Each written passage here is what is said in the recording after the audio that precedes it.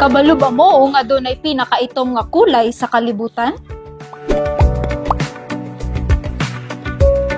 Mao kini ang ginatawag nga Vanta Black kung diin kaya niining musuyop og 99.96% of light. Tungod kini sa iyang properties ug usa na niini ang gagmayng carbon nanotubes ug kung diin higupon niini ang halos tanang muigo nga light sa maong butang. Kasagarang ginagamit ang Vanta Black sa mga aerospace cameras, sculpture ug bisan pa man sa art. Ang property sa maong kulay makasuyop og light nga bisan pa man ang tao kung unsang mga butang nga gamitan sa maong kulay mahimong daw sa anino o walay shade. Ang Vanta Black ay kaduhang pinakaitom nga kulay sunod sa black hole ug gideklara sa Guinness Book of World Record nga pinakaitom nga material sa tibuok kalibutan.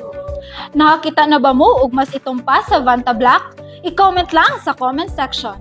Mao ka na ang trivia ni Radyoman Erna Jane Ferrer gikan sa General Santos Academy Incorporated, Tatak RMN.